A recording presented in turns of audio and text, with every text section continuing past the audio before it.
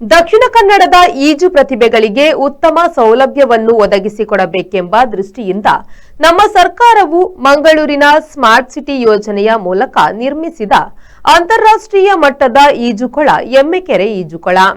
ಇದು ರಾಷ್ಟ್ರದಲ್ಲಿರುವ ಉತ್ತಮ ರೀತಿಯ 10 ಅಂತಾರಾಷ್ಟ್ರೀಯ ಈಜುಕೊಳಗಳ ಪೈಕಿ ಒಂದಾಗಿರುತ್ತದೆ. ಇದು ನಮ್ಮ ಜಿಲ್ಲೆಗೆ ಒಂದು ಹೆಮ್ಮೆಯ ವಿಚಾರವಾಗಿರುತ್ತದೆ ಎಂದು ವಿ1 ಆಕ್ವಾ ಸೆಂಟರ್ನ ನಿರ್ದೇಶಕರಾದ ನವೀನ್ ಅವರು ತಿಳಿಸಿದ್ದಾರೆ. ಮಂಗಳೂರು ಸ್ಮಾರ್ಟ್ ಸಿಟಿ ಯೋಜನೆಯು ಇಂತಹ ಉತ್ತಮ ಈಜುಕೊಳವನ್ನು ಮುನ್ನಡೆಸಲು ಒಂದು ಉತ್ತಮ ಈಜು ಸಂಸ್ಥೆಗೆ ನೀಡಬೇಕೆನ್ನುವ ದೃಷ್ಟಿಯಿಂದ ಸಮಿತಿಗಳನ್ನು ರಚಿಸಿ ಅವರ ಸಲಹೆ ಸೂಚನೆಗಳ ಮೇರೆಗೆ ಹಲವು ಹಂತಗಳ ಪ್ರಕಾರ ಟೆಂಡರ್ ಪ್ರಕ್ರಿಯೆಯನ್ನು ನಡೆಸಿದ್ರು.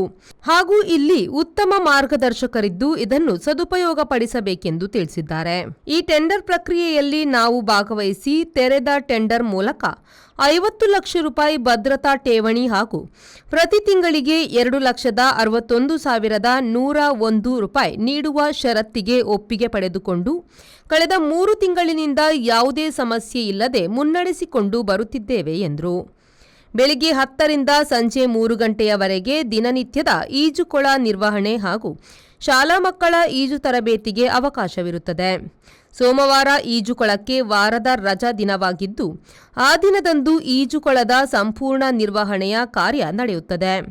ಇದನ್ನು ಹೊರತುಪಡಿಸಿ ಜೀವರಕ್ಷಕರು ಇಲ್ಲದಂತಹ ಸಂದರ್ಭದಲ್ಲಿ ಇಲ್ಲಿ ಈಜಲು ಯಾರಿಗೂ ಅವಕಾಶವಿರುವುದಿಲ್ಲ ಎಂದರು.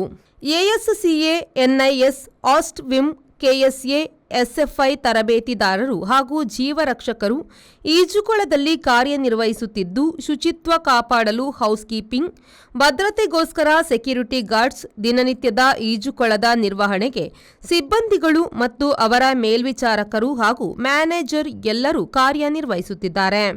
ಇವರೆಲ್ಲರ ವೇತನ ಹಾಗೂ ಈಜುಕೊಳಕ್ಕೆ ಬೇಕಾಗುವಂತಹ ಕೆಮಿಕಲ್ಸ್ ಮತ್ತು ಕರೆಂಟ್ ಬಿಲ್ ಸೇರಿ ಸುಮಾರು 11 ಲಕ್ಷಕ್ಕಿಂತಲೂ ಮಿಕ್ಕಿ ಖರ್ಚು ವೆಚ್ಚವಿದೆ. ಇದೊಂದು ವೆಚ್ಚದಾಯಕ ನಿರ್ವಹಣೆಯಾಗಿರುತ್ತದೆ ಎಂದು ಹೇಳಿದರು.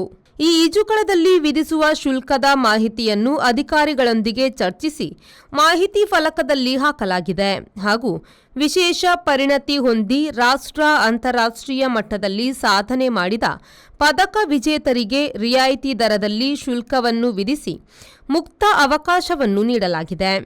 ಇಲ್ಲಿ ಈಗಾಗಲೇ 2 ರಾಷ್ಟ್ರ ಮಟ್ಟದ ಸ್ಪರ್ಧೆಗಳು ನಡೆಯಲಿದ್ದು ಹಾಗೂ ಅದಕ್ಕೆ ಬೇಕಾಗುವಂತಹ ಡೋಪಿಂಗ್ ಟೆಸ್ಟ್ನಂತಹ ಎಲ್ಲಾ ಸೌಲಭ್ಯಗಳು ಇಲ್ಲಿ ಲಭ್ಯವಿದೆ. ಅಲ್ಲದೆ ಸ್ಪೋರ್ಟ್ಸ್ ಸೈನ್ಸ್, ಪ್ರಥಮ ಚಿಕಿತ್ಸೆ ಹಾಗೂ ಜೀವರಕ್ಷಕ ತರಬೇತಿ ಹಾಗೂ ಇನ್ನಿತರ ತರಬೇತಿಗಳನ್ನು ಕೊಡುವಂತಹ ವ್ಯವಸ್ಥೆಗಳನ್ನು ಇಲ್ಲಿ ಕಲ್ಪಿಸಲಾಗಿದೆ ಎಂದರು.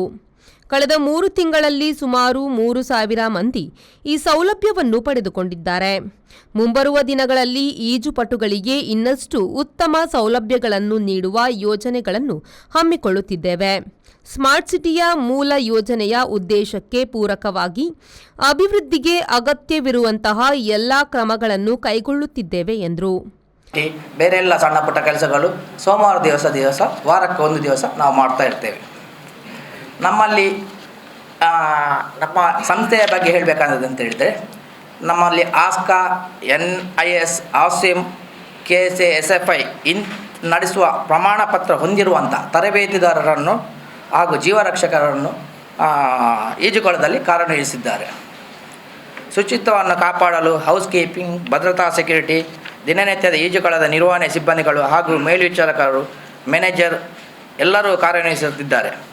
ಇವರೆಲ್ಲರ ವೇತನ ಹಾಗೂ ಈಜುಕೊಳಗೆ ಬೇಕಾಗುವ ಕೆಮಿಕಲ್ಸ್ ಹಾಗೂ ಕರೆಂಟ್ ಬಿಲ್ಗಳು ಸೇರಿ ಸುಮಾರು 11 ಲಕ್ಷಕ್ಕೂ ಮಿಕ್ಕಿ ಖರ್ಚು ವೆಚ್ಚ. ಇದೊಂದು ವೆಚ್ಚದಾಯಕ ನಿರ್ವಹಣೆ ಆಗಿರುತ್ತದೆ. ಈ ಸುದ್ದಿಗೋಷ್ಠಿಯಲ್ಲಿ ಡಾಕ್ಟರ್ ನಾಗೇಂದ್ರ ನಾಯಕ್, ಲೋಕರಾಜ್ ವಿಠಲ್, ರೂಪಾ ಪ್ರಭು, ಶೆರ್ಲಿ ರೇಗೋ, ಮಧುರಾಜ್ ಉಪಸ್ಥಿತರಿದ್ದರು. ಶರತ್ ಸಾಲ್ಯನ್, ವಿ4 ನ್ಯೂಸ್, ಮಂಗಳೂರು.